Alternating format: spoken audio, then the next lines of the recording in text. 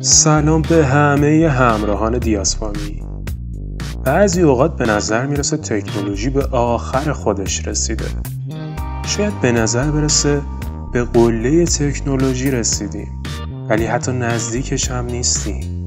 توی این ویدیو 5 تا از تکنولوژی های آینده رو که زندگی ما رو متحول میکنن بررسی میکنیم. برای حمایت از ما کانال رو سابسکرایب کنید و حتما زنگوله رو فشار بدید.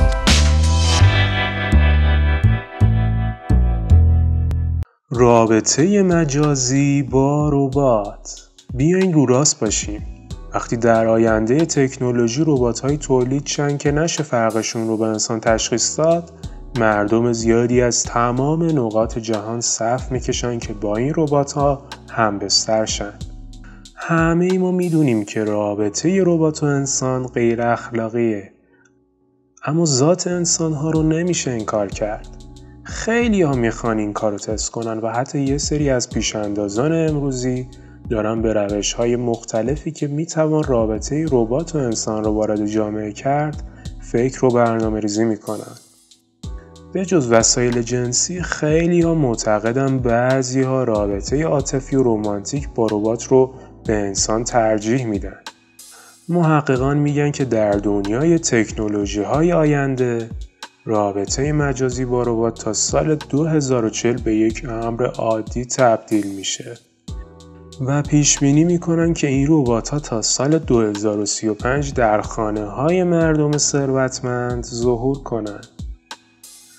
محققان سرشناس دانشگاه ها معتقدن که ازدواج ربات با انسان تا سال 2050 قانونی هم میشه.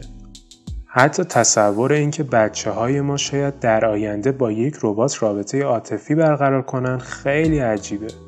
اما باید یادمون باشه که تا چند دهه قبل ایده ازدواج همجنسگرایان هم خیلی بعید به نظر می رسید. اما امروزه در بسیاری از نقاط جهان قانونی شده.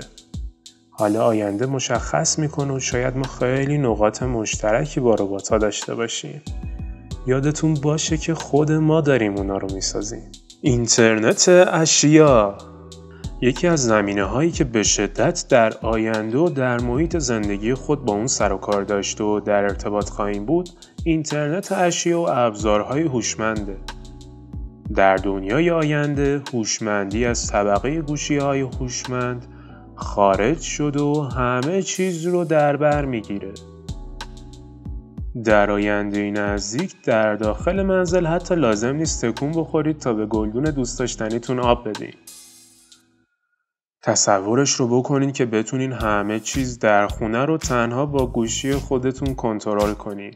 برای مثال دمای بخاری رو کم کنین. زمان بندی پخش برنامه تلویزیون رو انجام بدین.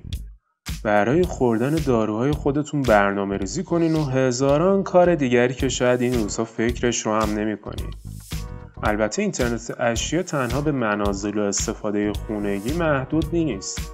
برای مثال کاربرد این تکنولوژی در حوزه مدیریت حمل و نقل و ترافیک هم بسیار جالبه و میشه با مدد اون به صورت خودکار هماهنگی‌های عادی رو صورت داد.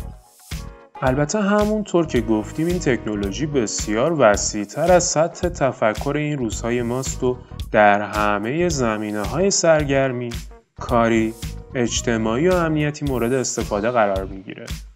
دیگر زمانی رسیده که همه چیز به اینترنت متصل باشه و بشه با استفاده از اون همه کار کرد. زندگی در مریخ. بعد از پیاده روی تاریخی نیل آرمسترانگ روی کره ماه، کمتر کسی بود که رویای فتح فضا رو در سر نداشته باشه. حتما پیشبینی‌های اون زمان درباره اینکه جهان در سال 2000 چه شکلی خواهد بود رو شنیدین. خب خیلی از اونها درست از آب در نیامد. با گذشت زمان از میزان علاقه مردم به سفر با فضاپیماهای سرنشیندار کاسته شد و متاسفانه میتوان اثر اون رو بر بودجه فعلی ناسا دید. ایستگاه فضایی بین‌المللی حدود 2 دهه است که بر روی عملیات سرنشیندار کار میکنه.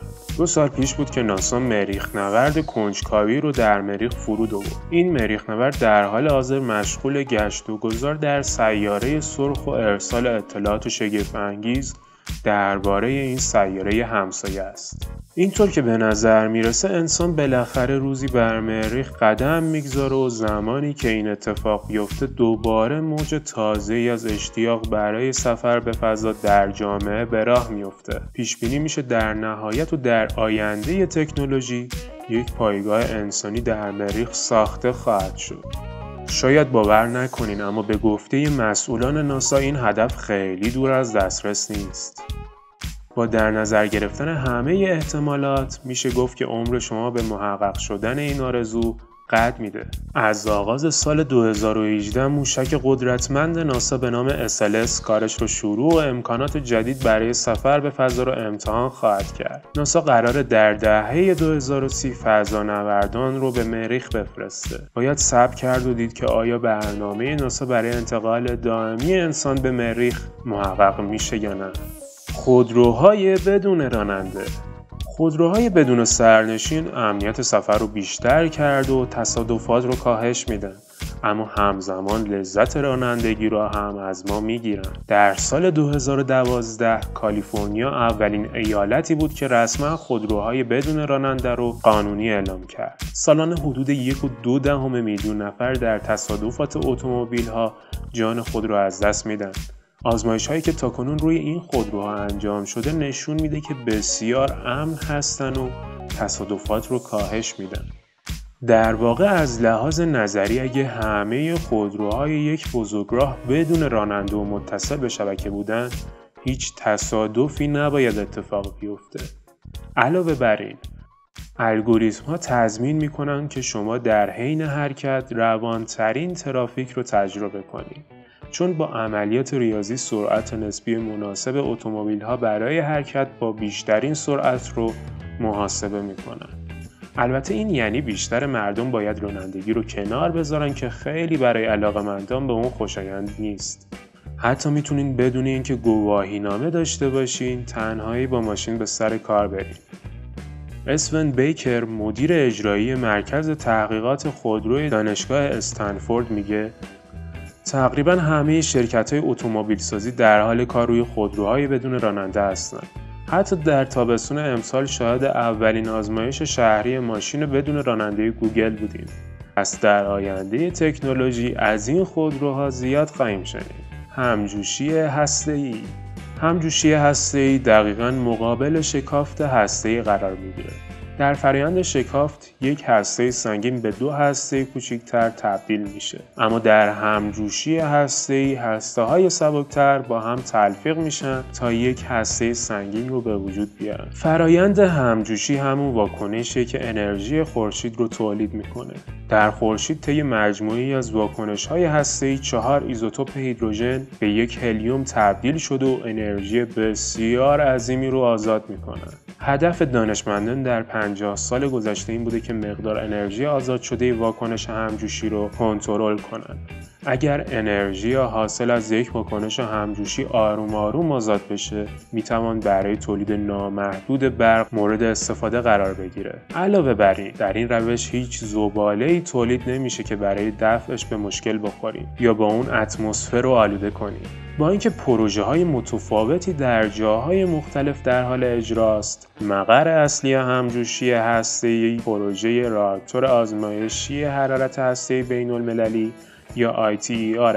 این پروژه در سال 1985 و زمانی که جماهیر شوروی ایالات متحده پیشنهاد داد با همکاری کشورهای مختلف کاربردهای صلح‌آمیز همجوشی هسته‌ای رو پیدا کنند پایه‌گذاری شد. از اون زمان تا الان تعداد کشورهای مشارکت کننده در ITER به 35 رسیده و هزینه معادل 50 میلیارد دلار برای اون تخمین زده شده. سازه‌های کلیدی ITER هنوز در حال ساخت هستن و زمانی که کار ساخت اونها به پایان برسه یک راکتور 30 متری به وزن 23,000 تن خواهیم داشت که هستش از خورشید هم داغ‌تره. اگه این راکتور با موفقیت راه اندازی بشه، ITER میتونه مشکل انرژی جهان رو برای 30 میلیون سال آینده حل کنه و به نجات سیاره زمین از فجایع محیط زیستی کمک کنه. ممنون از اینکه تا پایان همراه دیاسپام بودین. لطفا نظراتتون رو در کامنت ها با ما در میون بذارید و از دیگر ویدیوهای ما هم دیدن کنید.